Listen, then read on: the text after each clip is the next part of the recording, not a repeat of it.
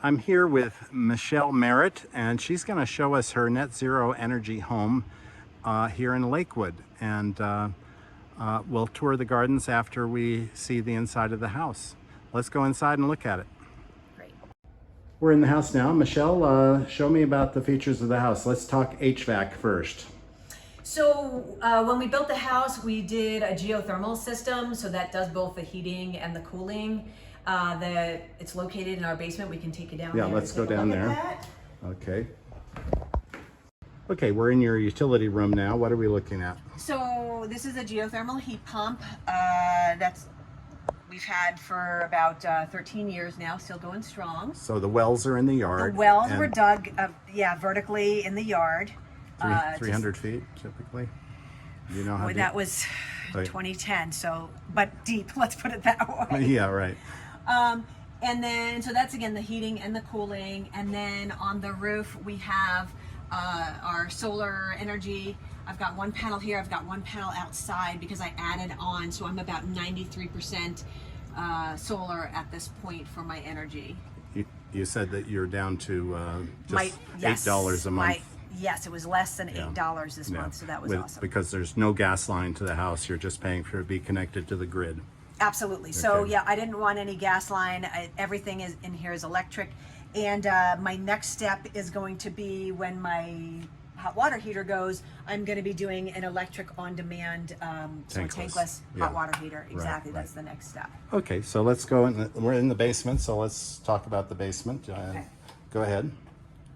Okay. So this is cork flooring. So down in the basement and in most of the house, we have the cork tile in here. And then, which, I mean, honestly, it's so great on your feet, and it feels warm or cool. It never feels uncomfortable. The other features that we have, as we have all over the house, are triple pane windows. Let's see here. Okay. These are what brand?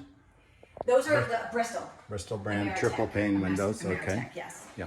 And then we have a little better for the environment was to get the ethanol fireplace. Yeah, since you have no gas, but you have a there's no gas, so you just put your ethanol into the repositories here and light it, and it actually does make heat. There's no venting to the outside, so you get to have the ambiance and the heat without making a lot of pollution. And no carbon monoxide. No carbon monoxide to worry about, exactly. Yeah. So then, and then down here, of course, there's, in all the bathrooms, there are the low flow shower heads and faucets. Yeah, I want to show people what the ethanol, how the ethanol comes. Oh, sure. The fact that it's a liquid, not a gas. Yes. So you just pour this into the reservoir that's in them.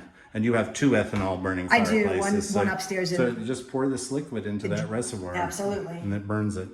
Yep. That's really interesting. I'd never seen that before. Okay, so I think we're done in the basement, right?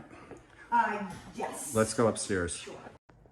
Okay, we're back on the main floor now. So tell me about your kitchen first. Okay, so again, we have bamboo flooring, multiple types throughout the house. One of my favorite things in here, though, is my induction stovetop and convection oven, because gas, honestly, not healthy. I'm a family doc. You don't want to have all of that off-gassing in your home. So this, I love to cook. I love to bake. This is awesome. It heats up really quickly. You have great control over that. But honestly, even like baking-wise, if I can stick it into my smaller, somewhat dirty little Ninja here, this uses even less energy, so I do a lot of my baking here as well, just to keep that down. And then, of course, as we said, LED. These are quartz countertops. Again, Energy Star appliances, which I think everybody does, hopefully nowadays. Yeah, and this is one of the colors of bamboo that you have. This is one of the colors. As we're walking by, I do want to mention that the house has this long east-west axis. It is sited for passive solar, meaning that the sun hits my house, and when it is not 90 degrees out, when it is cooler, the sun goes way deep into the house in the winter as it's lower in the sky, and I get basically free heat, so it gets to 74 without me doing anything about it. Right. And there, looking at the wall here, there's the other ethanol fireplace fireplace, smaller than the one downstairs. And then we have the clear story windows. So again, when it's a little cooler, I can open the doors, I can open those windows, and it encourages a cross breeze. Yeah. And of course, help by the fan, which you can reverse and bring your heat down in the window. Yeah. Also. And you mentioned that all the paint is either low VOC or no VOC. Exactly. Yeah. According to what was available when I built the house, and since I've painted it after that.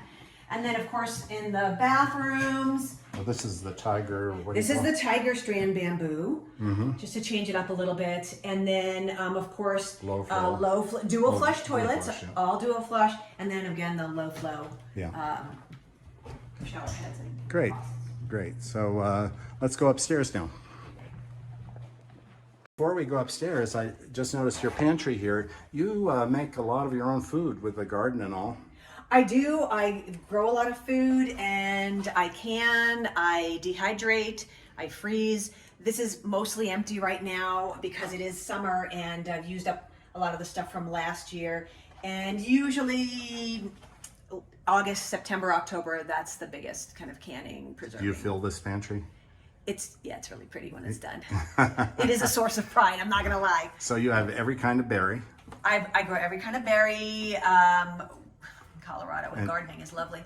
I have pear, apple, plum, cherry, peach trees. I have actually planted and almond trees. We'll see how that goes. I have a fig tree actually that I have to wrap because that will otherwise it'll die back to the ground. And then I grow all different types of vegetables, which we'll take a look at outside. I also have chickens in my backyard just for the eggs. Yeah. Okay, great. Let's go upstairs now. So we're upstairs now. Here's a darker bamboo. Is there a name for it? No. Oh. Just darker bamboo. Exactly. And then I did want to point out the marmoleum in here, which is just a brand of linoleum, which is eco-friendly. Again, remember that linoleum is not vinyl. So that is just much better for you. Could technically eat it. Oh, really? Well, that's what they tout, right? Okay, okay. And you've got these big drapes here that are keeping the sun out because you didn't have an overhang. Yes. Due to a contractor error. Yes, that was supposed in to the plan, just didn't happen. Yeah. So for now, yes, I have the heat blocking and light blocking. It keeps it a lot cooler up here. Yeah. And then again, the clear story windows. Right. We've got in-floor heating here. I don't tend to need to use it very often, but it's available. And then again, the same thing with the dual flush. And those are low flow shower heads? Low flow shower heads, yes. And then I've never seen low flow shower heads that had such a wide pattern. Exactly. But really what you're looking at is just making the hole smaller, so it increases your force. Yeah. And you can pretty much have So it's more misty. More of a I can put it on for you. Yeah, I'd like to see it. Yeah. Let's see what on full force. I want to see how much of a.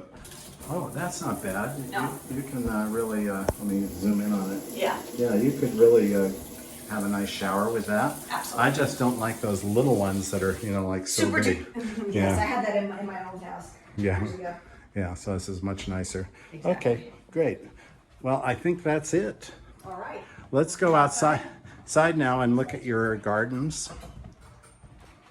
Okay, so we came out the back door and give me a tour of your gardens. Backyard first. Sure. So this is the north side because it's a long house, and so I've got my solar lights going on over here. Why do you call them solar lights? Because there's no electricity to them. They just have a little solar panel. Oh, really? And even though that panel faces north, it's enough electricity? Well, and this one doesn't. So sorry, it moved a little yesterday because I was It's in the redoing shade of the house. But when you get the western sun, it doesn't need a lot. Yeah. That gets blasted. Oh, okay. So I promise you, as the sun comes around, it will get plenty of sun. Okay. So that's and it's got a little battery in there, obviously. Yes. And then this is an apple tree. Yeah. There's another apple tree over there. Yeah. So I do try to grow a whole bunch of food. Trying a new way to do zucchini where you take off the lower leaves as it gets higher. Oh, really? So yes, so you can see those cut because they don't feed the zucchini, only the upper ones do. Oh. And you're less likely to get the powdery mildew when it's off the ground. Oh, okay. So, and these are some San Marzano tomatoes because I will be canning sauce. We're trying to see how many sweet potatoes we can grow.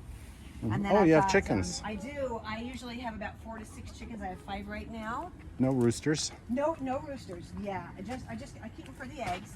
Yep. Do you end up eating any of them? Or what? Do you end up eating any of them? No. No. I'm mostly vegetarian, but I do eat some chicken. Don't tell them. So again, Don't tell the chickens. don't tell the chickens, please. Okay. And again, so we've got a lot of tomatoes. A lot of them are Tomatoes. for canning.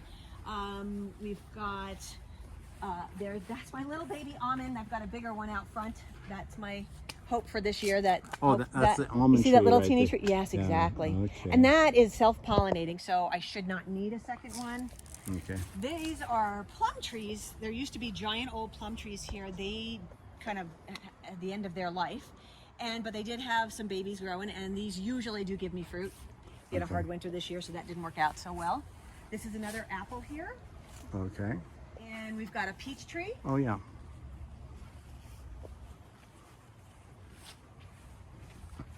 And again, since with the overhangs, I have my shade sails to keep the shade and keep the lower level cool. Oh, yeah, that's smart. Yeah. And then, of course, all types of veggies and herbs. We've got a potato patch over here. Peppers, zucchini, peas, beans, asparagus, arugula. Took my cauliflower in the other day. The garlic needs to be pulled. You can see it's turning brown. I will end up braiding that. Which is the garlic? So the garlic, usually take the garlic out. I left it in here actually because I knew you were filming. But so we'll pull these out and I'll braid them. Mm-hmm. And we'll save that. And then these are our onions. Mm-hmm. So again, tons of greens. Okay. Peas are almost done. And then back there we have a patch of raspberries. Uh-huh. And Yeah, you said you had a lot of berries. I do, yeah. And then so there's blueberries. Those bags are new for me. What are they covering? They're covering blueberries to try to make sure that the animals don't get all of them and I get none, which often Oh, I happens. like your owl that actually... My solar owl, yes. Yes. So if you can, it'll detect movement and it'll start to move it. And then it has really scary glowing yellow eyes. That's cool. So yeah, this is the kind of pumpkin. My wife doesn't want me to get a bird, but maybe I'll get her that one. Absolutely, you can get it online. So we just made some teepees a couple weeks ago. We've got butternut squash, pumpkins, which I'll save and I'll roast and cook down. We've got strawberries growing along here, but really in the front, I've got a lot of strawberries kind of taking over. Okay. Well, I guess we're ready to go to the front then. Yeah. Okay. And then that's a plum tree over there. In the corner? Right there. And that's a pear tree over there. Oh, in the back. In the back. The back is Wait. that area is the pear, and then that's the plum. Oh, okay. Okay. So we've got an espaliered apple over here. So if you're short on room, this has 3 different types of apples on it. So you can get what you want with a lot less space. Wow, never seen one like that. Yeah, usually. What's the term for it? Espaliered. Espaliered? Espaliered. I believe it is a French term. You can look that up. Oh. So you can usually find apples, pears, sometimes peaches in an espaliered fashion. I got that at Home Depot. Really? So yes, Oh. and I was so excited. That was my Mother's Day present. All right. To yourself? Well, yes, the kids found out they got that for me. That's a cherry that's starting. I actually have a sour cherry bush over here. The garden has gone a little crazy because of the water we got so far this year. So that's the sour cherry there. That's already done. That low thing? The low thing, exactly. Yeah. And then that's an almond tree above it. Almond? Oh, Almond wow. tree, yes. Yeah. And then that's another peach tree. And then, of course, across the way is another peach tree. So we've got 3 peach trees going. Wow. And then we also have in here, so bet strawberry-wise, there's they kind of take over. So Do I they're see some raspberries over here? blackberries. Blackberries. Yes. So this is actually oh yeah, of course, grapes. Let me not forget. Yeah. The beetles are enjoying that. So we've got a lot of, we've 3 different types of grapes growing here: white, Concord, and then just another purple grape, which is fantastic. Wow. But the other thing that is different is I have that fig tree that I was telling you about. I want to show you that, and then I'll show you the blackberries over there and rhubarb. So this guy over here, because we had such a hard winter, it'll die back to the ground, but then it will pop up again. I will cover that with a blanket and something called a planket, And you could even do like the heat tape on it to keep it warm, so it doesn't do that, because they take so long to actually ripen, and so you don't want to get a frost and miss out. What's this one right here? Is that a This flower? one right in front? Yeah, what's That's that? a peony. Oh, Yes, peony. that's a peony. Okay. It's already bloomed.